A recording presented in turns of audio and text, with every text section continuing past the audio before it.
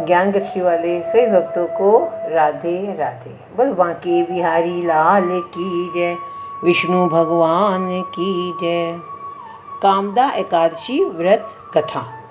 युधिष्ठिर बोले, हे वासुदेव, आपको नमस्कार है। आप मुझसे कहिए कि चैत्र शुक्ल पक्ष में एकादशी का नाम क्या है। श्री कृष्ण बोले, हे राजन, इस प्राचीन कथा को एकाग्र मन से सुनो, जिसको महाराज दिलीप के प्रश्न करने पर वशिष्ठ जी ने कहा।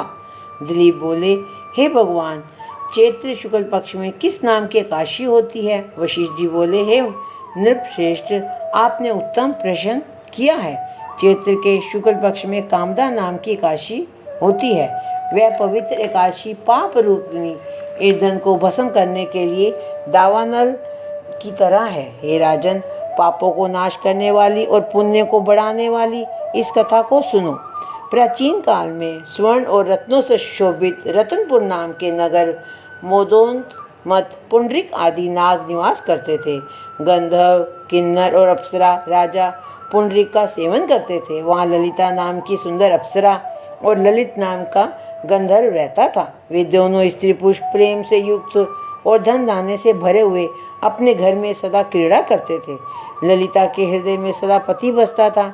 पति के हृदय में सदा ललिता स्त्री निवास करती थी। एक समय सभा में पुंडरीक आदि गंधर्व क्रीड़ा कर रहे थे और स्त्री रहित ललित गंधर्व गान कर रहा था। वह ललिता की याद करता हुआ बेसुरा गाने लगा।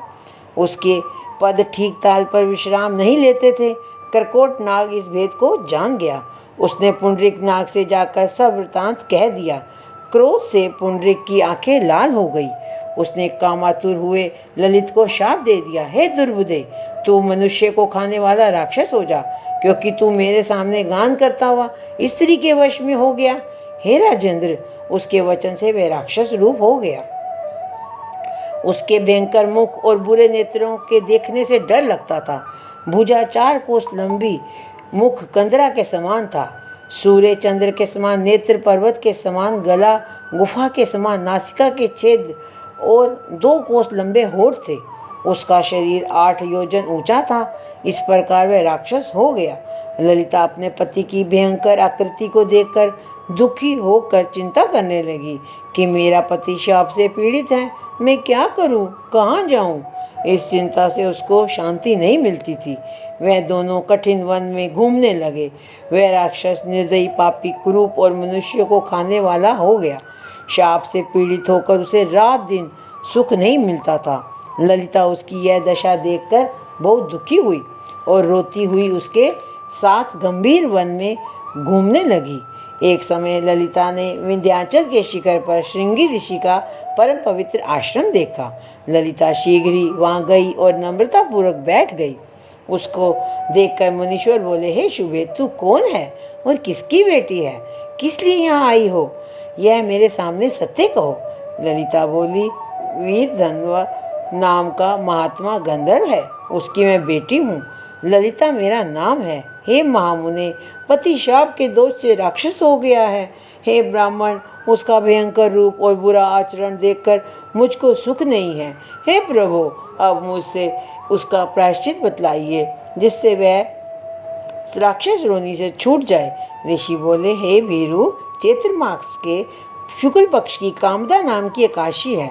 इसका व्रत करने से मनुष्य की इच्छा पूरी होती है। मेरे कहने से विधि पूर्वक उसका व्रत करो। इस व्रत का पुण्य अपने पति के लिए दे दो, उससे उसका शाप क्षण भर में दूर हो जाएगा। हे राजन, मुनि का यह वचन सुनकर ललिता प्रसन्न हुई। एकादशी का व्रत करे। द्वादशी के दिन ब्राह्मण के समीप वासुदेव नाम भगवान के सम्मुख बैठकर ललिता अपने पति के उद्धार के लिए बोली, मैंने जो कामदा एकादशी का व्रत किया है, उसके पुण्य के प्रभाव से इसकी पिशाच योनि दूर हो जाए। उस समय ललित राक्षस योनि में वहीं बैठा था। ललिता के इस वाक्य से उसी समय उसके पास दूर हो गए, उसके सभी पाप दूर हो गए। वह दिव्य देहधारी गंधर्व हो गया और उसकी राक्षस योनि दूर हो गई। हे नृप श्रेष्ठ, यह जानकर इसका व्रत अच्छी तरह से करना चाहिए। लोगों के हित के लिए मैंने तुमसे कहा है। ब्रह्म हत्या आदि पाप और पिशाच योनि को नष्ट करने वाली इससे बढ़कर और कोई तिथि नहीं है। बोलो काशी माता की जय, विष्णु भगवान की जय। श्री कृष्ण गोविंद हरे मुरारी, हे नाथ नारायण वासुदेवा। श्री कृष्ण गोविंद हरे मुरारी, हे नाथ नारायण वासुदेवा।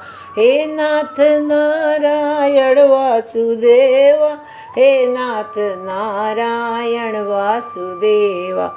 श्री कृष्ण गोविंद हरे मुरारी, हे नाथ नारायण वासुदेवा।